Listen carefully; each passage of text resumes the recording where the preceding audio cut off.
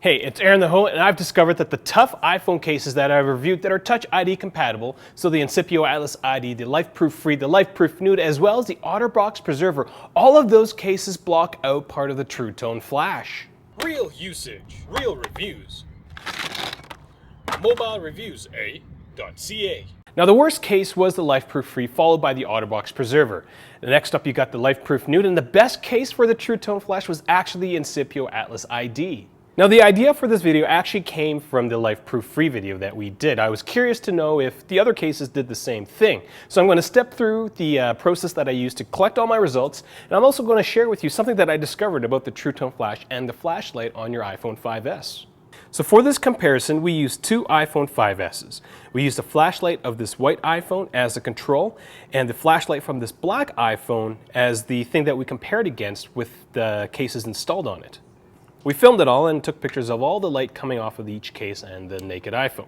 We then loaded all the photos into Photoshop and drew lines to indicate the limits of the flash coming off of the case. These limits will tell us, when compared to the naked iPhone, how much of the flash is actually blocked out by the edge of the case.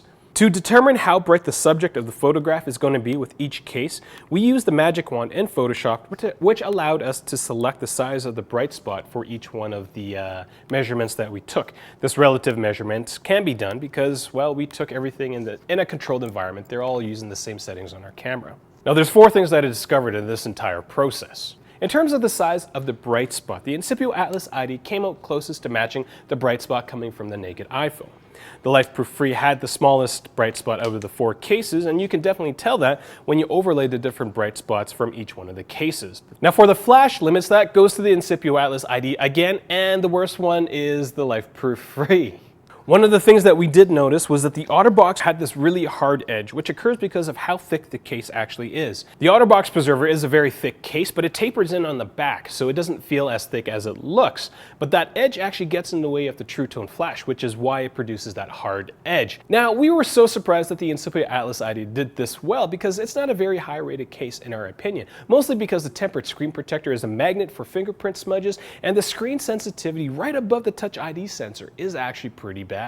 So the LifeProof Fre and then the LifeProof Nuud, they're both made by a company called LifeProof, so you'd think the performance of the True Tone flash would almost be identical. That's what we thought. We spent a lot of time talking to LifeProof through customer service. We got 3 LifeProof Fres out of them, and the True Tone flash hole was exactly the same for all of them, but not the Nuud. So I'm not quite sure. The backs are actually interchangeable. I don't know why they haven't fixed it yet. If you do have a LifeProof Fre where the hole for the True Tone flash is actually big enough, let me know. I'd like to know if they fixed that problem yet.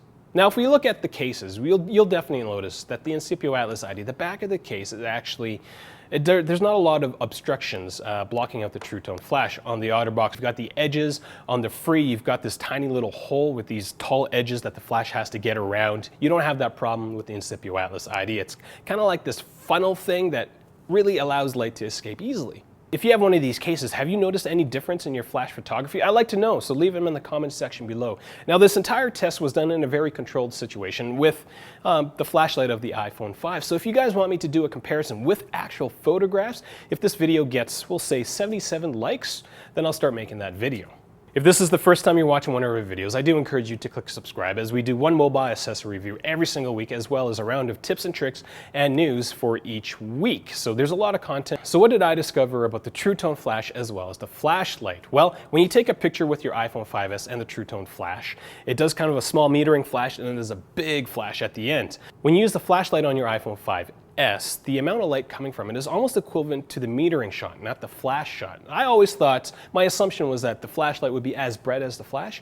It's not. So this is one of the things that I discovered while making this video, and I wouldn't have discovered it if you guys didn't request it. If you are planning on getting one of these cases, I do encourage you to go to the manufacturer's website through our website. We don't get paid by any of these case manufacturers to do these reviews, so any sort of credit will definitely help us out to keep doing these reviews. I really enjoy doing them, so do help us out.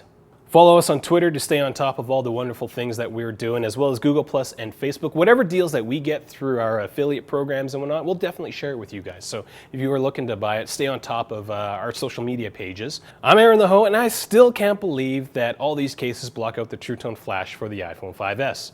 Thank you for watching.